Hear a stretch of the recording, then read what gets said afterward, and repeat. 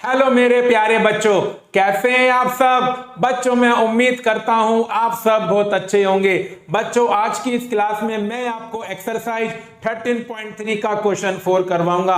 बेटा ये क्वेश्चन ना बहुत ज्यादा इंपॉर्टेंट है, तो बस आपको ना इस क्वेश्चन को ना अपने इंपॉर्टेंट क्वेश्चन की लिस्ट में रखना है, ताकि एग्जाम से पहले आप इस क्वेश्चन को एक दो बार कम से कम प्रैक्टिस करें, और अगर ये पेपर में आ जाए तो आप इसे फटाफट कर दें। अब बच्चों इस क्वेश्चन को सीखने के लिए आपको एक काम करना है, इस वीडियो को पूरा देखना है और प्रॉपर नोट्स बनाने हैं। और बच्चों ये वादा मैं आपसे करता हूं, अगर आप इस वीडियो को पूरा देखेंगे और दिल से देखेंगे तो देखना इस वीडियो को देखने के बाद ये क्वेश्चन आपको बहुत ज्यादा सिंपल लगेगा। बच्चों मैं आपका दोस्त आलोक जैन आपका स्वागत करता हूं वेम्स एकेडमी में। तो चलिए बच्चों एक नए जोश के साथ शुरू करते हैं आज की class.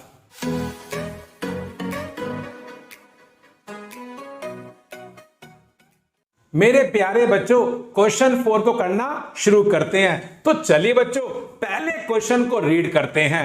A well of diameter 3 metre is dug 14 metre deep. The earth taken out of it has been spread evenly all around it in the shape of a circular ring of width 4 metre to form an embankment. Find the height of the embankment. अब मेरे प्यारे बच्चों question 3 हम कर चुके हैं और मैं उम्मीद करता हूं आप लोगों ने भी वो क्वेश्चन कर लिया होगा। बेटा ये क्वेश्चन ना क्वेश्चन 3 के जैसा है, बस एक चेंज है। क्वेश्चन 3 में भी हमने क्या किया था बच्चों, धरती को खोदकर कुआं बनाया था, और जो मिट्टी बाहर निकली थी उस मिट्टी का यूज करके हमने क्या बनाया था, प्लेटफॉर्म। अब बच्चों इस बार क्वेश्चन में क्या लिखा हुआ है, इस बार हमने प्लेटफॉर्म नहीं बनाया। मानिए बच्चों ये कुएं की गोलाई है बच्चों, ठीक है बच्चों। इस बार मिट्टी का यूज हमने कैसे किया, हमने मिट्टी को इसी के चारों तरफ फैला दिया बच्चों, इसी के चारों तरफ फैला दिया। और बेटा जब आप ऐसे फैलाओगे तो ये क्या बन जाएगी, एक सर्कुलर रिंग बन जाएगी। लेकिन देखिए बच्चों होगा क्या, जैसे मानिए बच्चे कुआं है आपका, ये गोलाई है, और नीचे आपका वो जो आपकी धरती के नीचे कुआं है वो ये रहा बच्चों। अब ये आपकी गोलाई है जो धरती की सतह पर है बच्चों। अब यहाँ मिट्टी निकली बच्चों, आपने मिट्टी को फैलाया, जैसे जैसे आप फैलाओगे ये ऐसे शेप लेता जाएगा बच्चों, इसकी हाइट बनती जाएगी। अब इस क्वेश्चन में कह रहा है आपको एम्बैंकमेंट की हाइट निकालनी है, और जैसे जैसे आप मिट्टी फैलाओगे तो उस मिट्टी की मोटाई बनेगी, वो आपको दे रखी है 4 मीटर, जिसको बच्चों इस क्वेश्चन में क्या कह रखा है कि ये एम्बैंकमेंट की विड्थ है, या आप कुछ भी कह लीजिए बच्चों, एक ही बात है। अब आपको एम्बैंकमेंट की हाइट निकालनी है। बस बच्चों में क्या सोचना पड़ेगा, लॉजिक सोचना पड़ेगा। लॉजिक वही है जो क्वेश्चन 3 में था। देखिए बच्चों कुएं को खोदकर कितनी मिट्टी बाहर निकलेगी, जितना कुएं का वॉल्यूम होगा। अब बच्चों उसी मिट्टी से हमने क्या बना दिया, एम्बैंकमेंट। तो एम्बैंकमेंट में कितनी मिट्टी लगी हुई है, जितनी मिट्टी कुएं से बाहर निकली है। और एम्बैंकमेंट को जो इस क्वेश्चन में दे रखा है उसे बनाने में कितनी मिट्टी यूज होगी बच्चों, जो एम्बैंकमेंट का वॉल्यूम होगा। लॉजिक वही बन गया बच्चों कि एम्बैंकमेंट का वॉल्यूम किसके इक्वल है, वॉल्यूम ऑफ वेल के इक्वल है।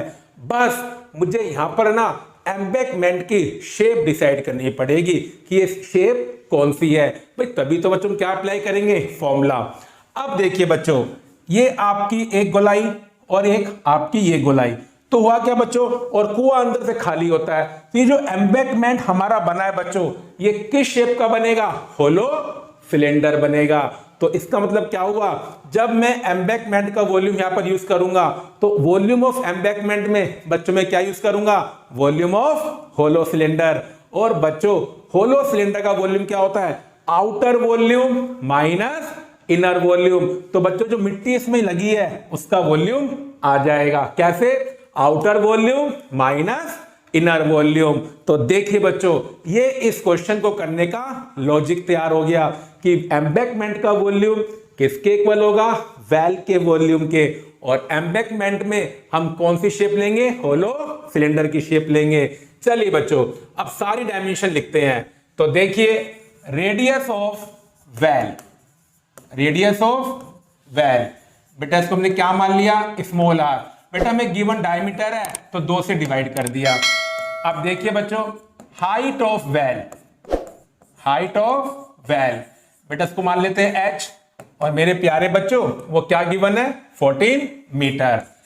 अब देखिए एम्बैंकमेंट के अंदर बनेगी दो रेडियस, क्योंकि इसमें दो सर्कल है, इनर सर्कल और आउटर सर्कल। अब मेरे बच्चों देखिए इनर सर्कल तो वही बनेगा बच्चों जो वेल का सर्कल है। इसका मतलब क्या हुआ, एम्बैंकमेंट की इनर रेडियस वही होगी जो वेल की रेडियस है। तो देखिए inner radius of embankment, inner radius of embankment बेटा वो क्या बनेगी, जो वेल की रेडियस है। लेंथ सेम है बच्चों तो नाम भी सेम रखेंगे। चलिए बच्चों अब देखते हैं outer radius of embankment, outer radius of embankment, और बच्चों इसको क्या नाम दूंगा मैं, कैपिटल आर। आप देखिए बच्चों बहुत ही सिंपल लॉजिक, ये आपकी बच्चों देखिए मैं दिखाता हूं यहां पर आपको, ये इनर रेडियस है और बेटा इनर रेडियस में अगर आप इस विड्थ को ऐड कर दोगे तो आउटर रेडियस आ जाएगी, और विड्थ बच्चों में दे रखी है 4 मीटर। तो बच्चे से कैसे फाइंड करेंगे, 3/2 प्लस 4, और बच्चे कितना बन जाएगा 11/2 मीटर।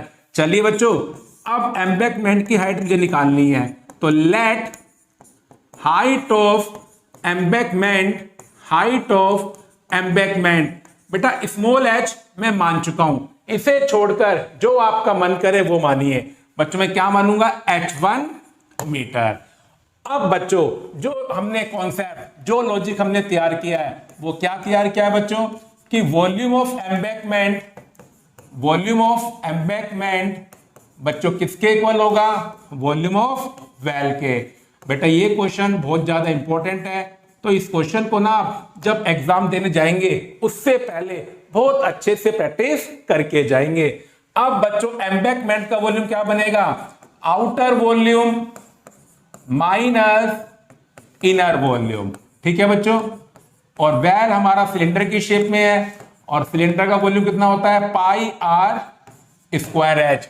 बेटा आउटर वॉल्यूम क्या बनेगा, पाई आर स्क्वायर एच, और आउटर रेडियस कैपिटल आर है और एम्बैंकमेंट की हाइट को मैंने h1 माना है, तो ये बनेगा बच्चों pi capital R square h1, और बेटा यहां क्या बनेगा, pi small r square h1 equal to pi r square h. बच्चों यहां से देखिए पाई h1 कॉमन आ गया, पाई h1 कॉमन आ गया, तो ब्रैकेट में क्या बचा, capital R square minus small r square. आप बच्चों कैंसिल करते हैं और वैल्यू को पुट करेंगे, पाई से पाई कैंसिल। बेटा h1 तो निकालना है, कैपिटल आर बेटा कितना आया था 11/2, बच्चों कितना है 11/2, स्मॉल आर कितना है 3/2, और बेटा स्मॉल आर कितना है 3/2, और यहां पर स्मॉल h का मतलब है वेल की हाइट बच्चों कितनी है 14, ठीक है बच्चों। अब इसको सोल्व करते हैं, तो देखिए बच्चों 11/2 का स्क्वायर 121/4, 3/2 का स्क्वायर 9/4, और बेटा वो कितना बन जाएगा वहां पर 3/2 मतलब 9/4 इंटू 14। बेटा यहां से 4 एलसीएम आएगा तो ये बनेगा 4, 121 माइनस 9 और 9/4 इंटू 14, और बेटा कितना बन जाएगा 112/4, 9/4 इंटू 14। चलिए बच्चों अब इसको सोल्व करते हैं, 4 से 4 बच्चों कैंसिल।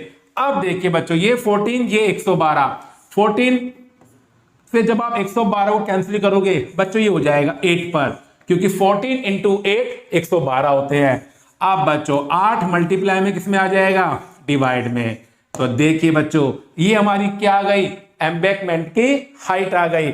अब बच्चों इसको आप डिवाइड भी कर सकते हो और ये बन जाएगा 1.125 मीटर।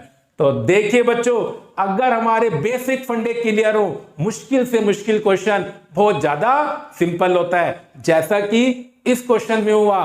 बेटा जैसे ही आपने मिट्टी को कुएं से बाहर निकाला और कुएं के चारों तरफ फैलाया तो एम्बैंकमेंट बना। अब बच्चों एम्बैंकमेंट की शेप बस हमें डिसाइड करनी है, और बेटा क्योंकि कुआं होलो होता है तो जो एम्बैंकमेंट बनेगा ये क्या शेप बनेगी, होलो सिलेंडर की शेप बनेगी। तो लॉजिक क्या तैयार हुआ कि एम्बैंकमेंट का वॉल्यूम किसके इक्वल है, वेल के वॉल्यूम के। क्योंकि जितनी मिट्टी कुएं से बाहर निकली उसी मिट्टी का यूज करके हमने क्या बनाया, एम्बैंकमेंट बनाया। मेरे प्यारे बच्चों, ये क्वेश्चन ना बहुत ज्यादा इंपॉर्टेंट है, तो इस क्वेश्चन को ना आपको घर बैठकर 2 या 3 बार प्रैक्टिस करनी है और फिर देखना ये क्वेश्चन आपको कितना सिंपल लगेगा। तो चलिए बच्चों, अब मैं आपको मिलता हूं अगली वीडियो में। जब तक अपनी हेल्थ का ध्यान रखें और मेरे प्यारे बच्चों घर पर मैथमेटिक्स की प्रैक्टिस करते रहें।